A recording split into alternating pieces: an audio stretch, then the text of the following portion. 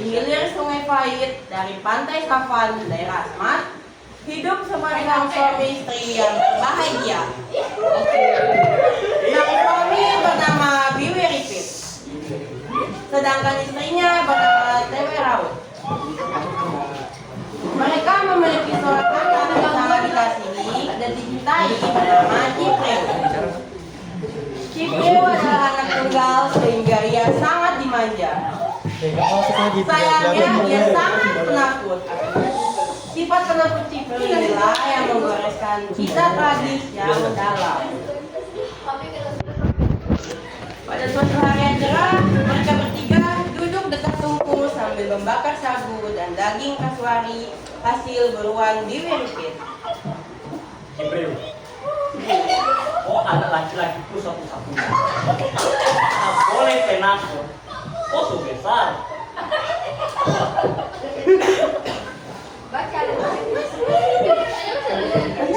Kau tahu mengganti bapak menjaga mama, menjaga kamu, dan kau juga harus jadi pembunuh yang tangguh di kamu.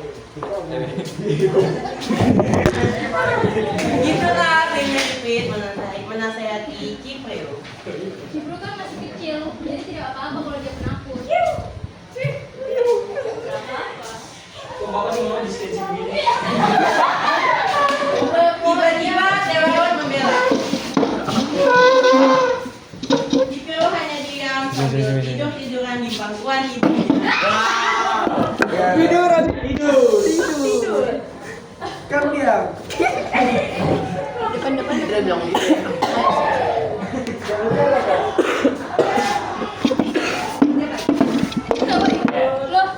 Cipreu sudah besar.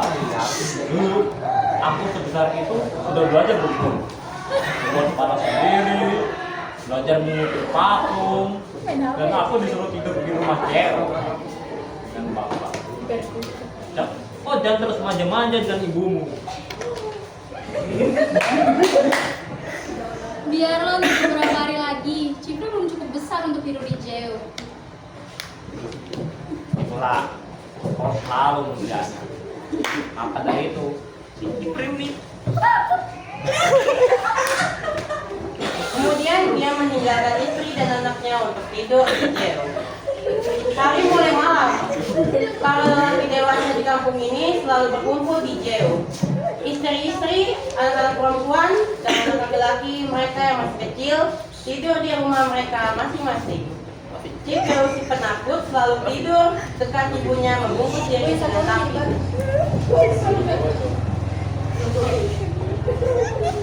Banyak rata.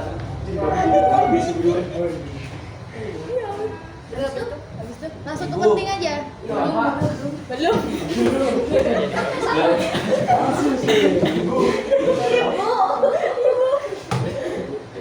Di antara jauh dan rumah tinggal mereka, tumbuhlah sebatang pohon ucu.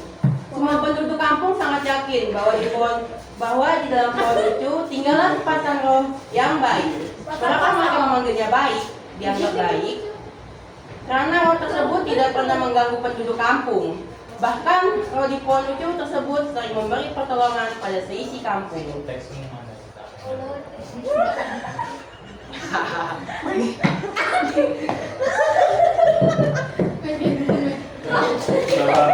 Jadi biasa.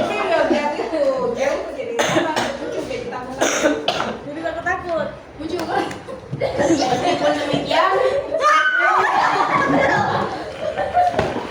Meskipun demikian,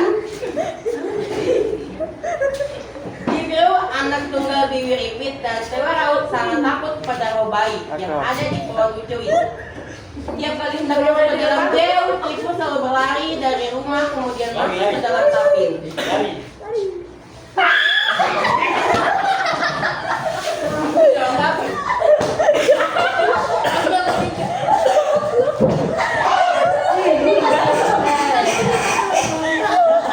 Cipreu, sini.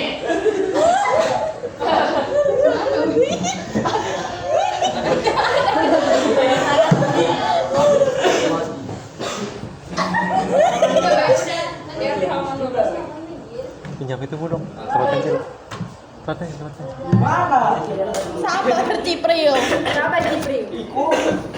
Lah kok ngapain macam begitu?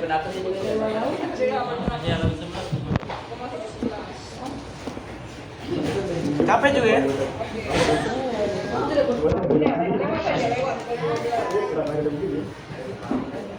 Roh itu kan baik kan, lucunya baik. Cuma Baik. Ciu aja yang takut. Tapi lama-lama Sebenarnya sekarang kesal juga itu. Sajengkel. Iya. Kok tidak mau bunuh dia? Dialog bunuh dia? Bukan. Bukan dia. Lucu. Kok tidak bikin apa-apa? Mau baca, jangan baca. Tapi harus dia loh. Cipin. Cipril namun sayang, Cipril selalu tidur lebih awal dari teman-temannya. Ketika gelap mulai turun, Cipril berbaring lebih dulu sambil membungkus diri di dalam tapin. Membungkus diri.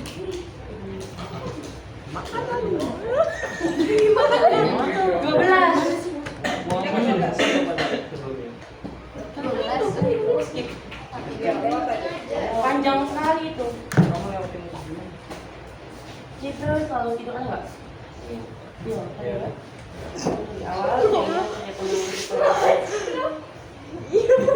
Cipril selalu tidur lebih awal sehingga ia hampir tidak pernah mengikuti pelajaran yang diberikan oleh orang tua adat pada malam pada hari. Bicara apa tuh? Ajarkan saja tentang bisa. Bisa ada nenek moyang sih. Pakai dulu lah. Anak muda harus memahami. Iya, Bang. Paham. Coba kurang ajar.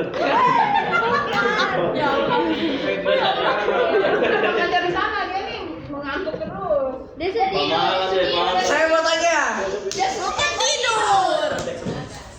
Dulu tuh. Ada percakapannya si Ucu tuh. Ucu ada. Kenapa anak ini selalu takut kepadaku? Ya kau baca Nando. Sama 13. Pon beringin di press. 13. Sama gue. Harus beringin ya Allah. Pantas jadi komen sini dari sini.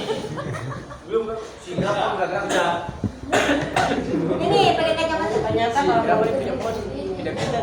Pantas jadi pohon. Pohon mana yang bisa pindah sih? Kan pohonnya beroh. Mangga.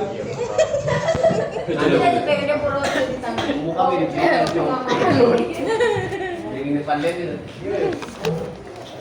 Pak Ucu terus mengamati tingkah laku Cipo yang penakut. Entah karena apa, Pak Ucu yang baik itu sangat jengkel dan merasa tersinggung dengan kelakuan Cipril. Roh itu tidak habis pikir mengapa Cipo sangat takut kepadanya. Sementara penduduk kampung sangat menghormati dan mengagumi sebagai roh yang baik dan roh yang selalu mengabulkan segala permintaan mereka. Siapa? Ini anak ini ngapain takut terus? Padahal orang lain anggapnya baik. Saya selalu padahal saya selalu ngomongnya mau mintaan.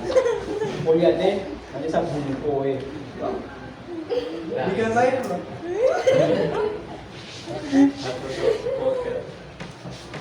Mata pencarian penduduk di kampung hilir Sungai Pahit adalah berburu di hutan. Banyak binatang buruan di belantara hutan Asmat. Hasil buruan mereka lebih dari cukup untuk menghidupi keluarga mereka. Begitu pula setiap hari ayah Cipril sangat sibuk berburu babi, kasuari, dan binatang hutan lain untuk memenuhi kebutuhan hidup keluarga. Ayo berburu ayo. Nanti Cipril. kita sembunyi di belakang ini terus. Sabar, Bapak keluar dari Setiap kali Bibi Ripin pergi berburu, ia selalu mengajak Cipril dengan maksud agar Cipril mau melihat dan belajar tentang cara berburu yang baik. Sayangnya, karena Cipril penakut, ia tidak berjauh-jauh dari ayahnya ketika sedang berburu. Ia selalu berada di belakang ayahnya. Para usai kayak ini. Karena ayahnya melangkah, Cipril selalu mengikuti. Weh, Cipril.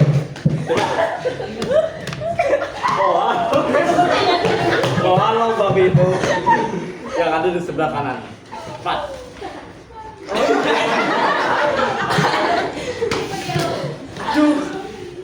Aduh bapak. Aku jawab. Logat Jawa ini. Aduh bapak. Aduh bapak, jangankah? Aku takut kalau aku jalan sana. Orang Jawa. Kan udah bagaimana? Jutaan ini pasti banyak rohnya kata dia. Orang Jawa. Kalau kau terus-terusan teman begini, bagaimana kau bisa menjadi pemuda yang gagah berani? Kata BWP marah. Tapi bapak, aku memang takut. Aku tidak berani ke sana sendirian. Ia merasakan kakinya mulai kaku. Dia gemetar dan akhirnya jatuh pingsan karena ketakutan. Melihat kondisi anaknya yang jatuh ketakutan, BWP itu tidak berani memaksa anaknya lagi untuk berdua sendirian. Bagaimanapun BWP teramatkan sendiri. Kalungnya masukin dong. Pilih kalau murid.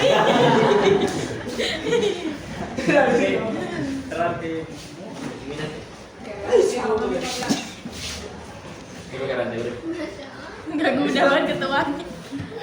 Budaya ketua suku itu apa? Jangan coba. Paling banyak detailnya. Belum yang ada terakhir ini. Nek, itu cuma batu. Lanjut. Jadi tidur dulu. Sama tenan kapan? Iya toh? Iya.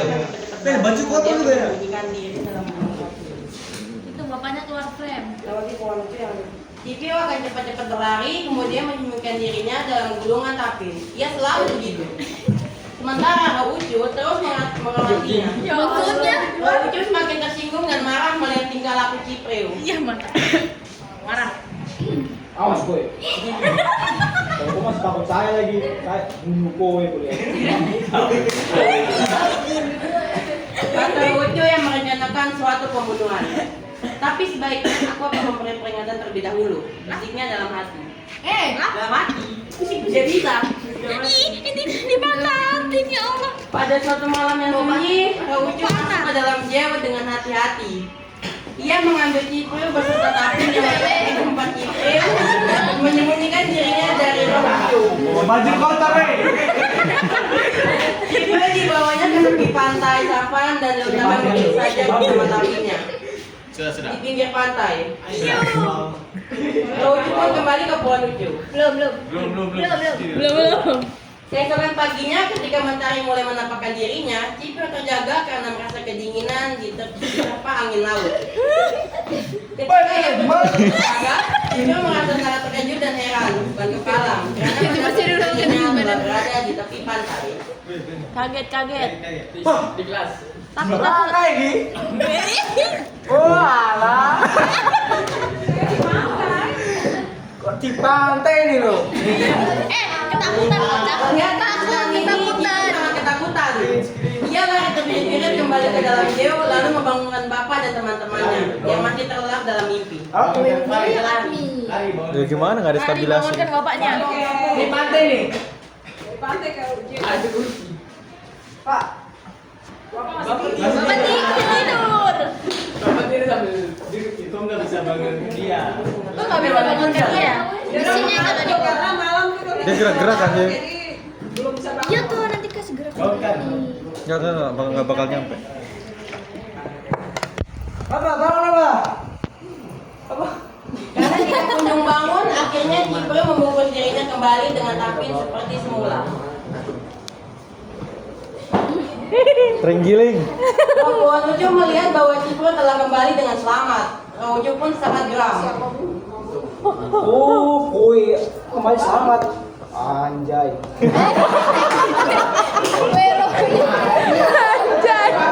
Ya Allah. Bisa bunuh kue kali ini. Lanjut. Panah. Raucu pun segera masuk ke bawah kolong jewa dengan membawa panah. Bikin apa ya? Dengan penuh amarah, Raucu menusuk Ciprio dengan anak panah tepat di pelipis kiri dan mustika di pelipis kanan.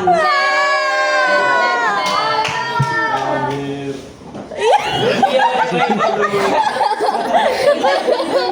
Seketika Ciprio si penampilan tewas. Raucu pun seperti pelipisnya. Sementara hari makin siang, sinar matahari terang berderang menyinari perkampungan hilir Sungai Pahit. Bapaknya Orang yang sama tertidur mamanya dan nangis. berjaga dari mimpinya. Mereka mulai sibuk dengan aktivitas masing-masing. Ada yang memasak panah, membuat bara api untuk memasak. Andi kasih bangun. Ada yang melanjutkan memahat batu. Kita menyelesaikan. Apa, Cuk? Ada yang bangunkan Ciprio di antara kalian. Bangunin. Yang kasih bangun. Ada itu bakal kapal itu. Dimas. Ada di percakapan situ. Ciprio. Peluk. Salah seorang membangunkan Cipro tanpa membuka tapinya membungkuk. Adi, ini ambil.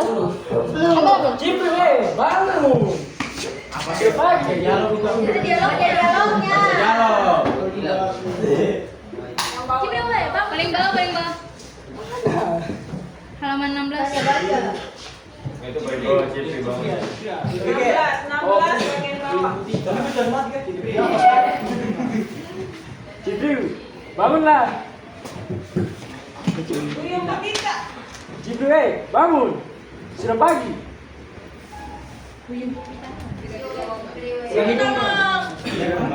Aleman. Ia kembali bekerja sambil minum. Pindah ke 17. Pindah ke halaman 17. Tetapi tidak ada tanda bahwa Cipro mendengarkan suara itu. Isi Tapin tetap terdiam dalam kaku yang dingin. Temannya merasa heran dan penasaran. Tidak seperti biasa Cipro tidur sampai sesiang ini. Biasanya Cipro bangun lebih awal dari teman-temannya karena ia tidur lebih awal pula. Dengan rasa yang penasaran, segera dibukalah Tapin Cipro. Buka. Enggak.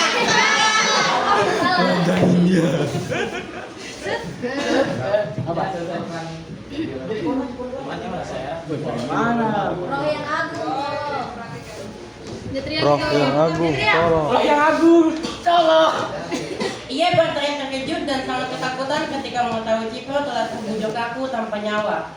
Dengan anak panah menembus pelipis kirinya hingga tembus ke pelipis kanan. Tuh ada tempat teriak itu. Tuh ada. Tuh ada Bapak, teman-teman, tolong. Ciprio telah meninggal. Cipri telah meninggal. Dia teriak sekencang-kencangnya memanggil tuan Belanda dan sudah ketiga dengan teman-temannya yang ada di jail. Sekali lagi ia berteriak Perbaiki ininya dong, memanggil orang-orang apa, yang kepala di jail ini. untuk menyelesaikan keadaan Kepala nggak Cipro. sakit kah? Bangunnya perbaiki. Orang tua Cipro yang sudah ada di rumahnya Tenang. dipanggil. Tenang. Keduanya dengan tegak-tegak pergi masuk ke jail. Nangis. Guling-guling di lumpur. Apa kalau ada yang meninggal begitu? Gak bisa guling. Gak ada ininya sih. Cipri dewa.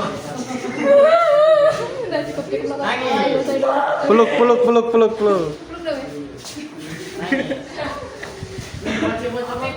ya. Meledak tangis Pipi dan terawat ketika mereka mendapati anak tunggalnya sudah terbujur kaku. Meninggalkan semua yang dicintainya dengan cara menyenangkan. Mereka berguling-guling menemui dirinya dengan lumpur. Guling-guling. Guling-guling Apik. Demikian dengan menduduk airnya. Seisi kampung larut dalam duka teramat dalam.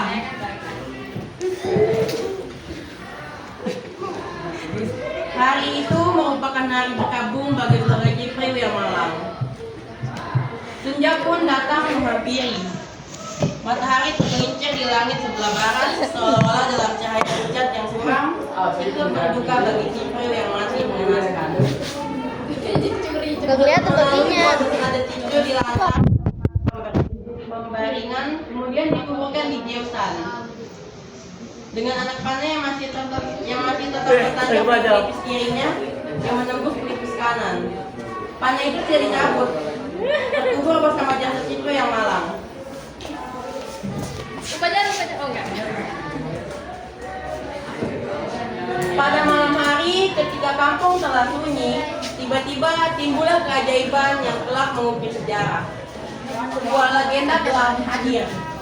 Tumbuhlah sebatang pohon aneh tepat di atas kuburan Cipro. Pohon tersebut tumbuh sangat subur dan berbuah sangat lebat.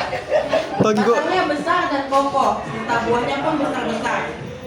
Keesokan harinya ketika orang terjaga, mereka sangat heran dan saling bertanya satu sama lain. Perihal tumbuhnya Weh, bola itu mana, weh, bola? perempuan Cipreu. Bola. Kamu lihat bola itu? Itu yang sebelumnya ada warga. 19.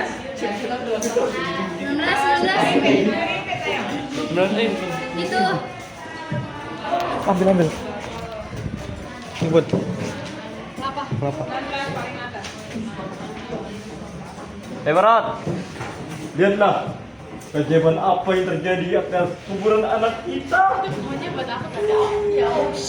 aku tidak tahu. Ketua. Ketua main. Siapa yang masih menangis tuh? Ini berarti roh nenek moyang kita telah menerima Cipreu di alam sana.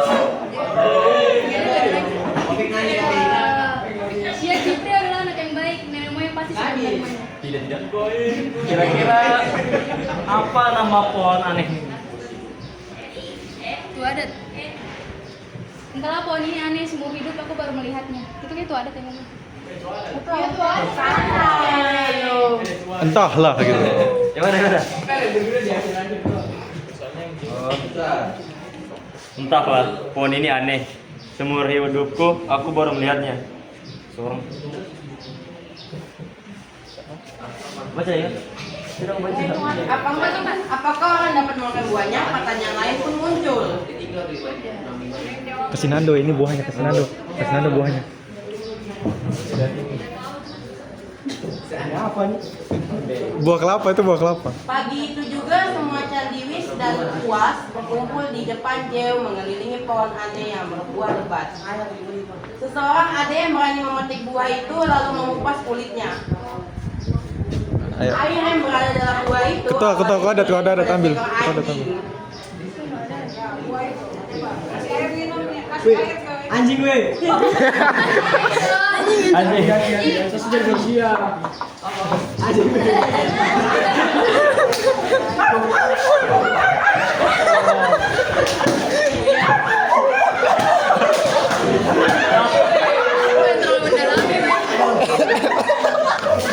Ternyata anjing yang meminum air buah itu tetap hidup.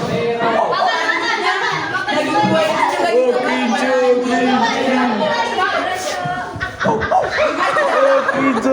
Akhirnya semua penduduk kampung memetik buah itu dan memakannya.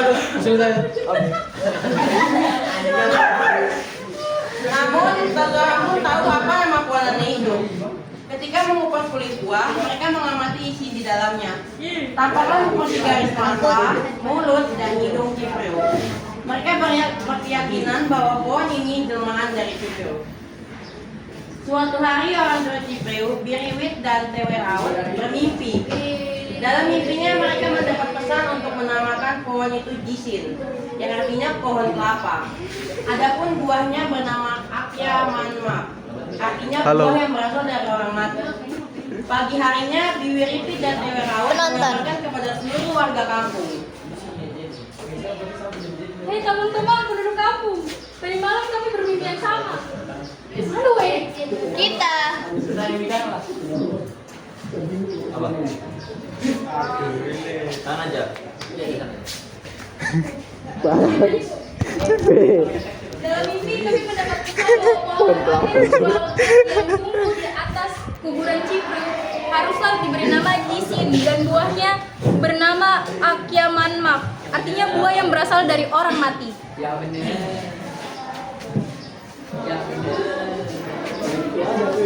Gak ada bilang. Ketua adat. Baiklah, mulai sekarang. Baiklah, mulai sekarang pohon aneh. Baiklah, mulai sekarang pohon aneh ini kita namakan Jisin dan buahnya kita namakan alamak. Akya Manmak karena memang berasal dari jasad Cipreu. Sejak saat itu, pohon aneh tumbuh pada banyak tempat di Asmat dan orang-orang Asmat menyebutnya pohon Jisin atau pohon kelapa. Selesai.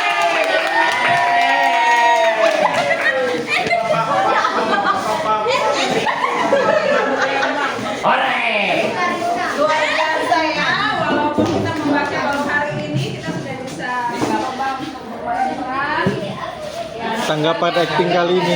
Saya tidak bisa membacanya, ternyata harus disingkat-singkat. Saya bingung. Dan kurang pemain ya teman-teman, kurang pemain. Oke, saya sedikit kilaf, tidak tahu kenapa tiba-tiba tadi saya tampar Togi dengan kertas. Mungkin karena dia muka bikin saya jengkel ya.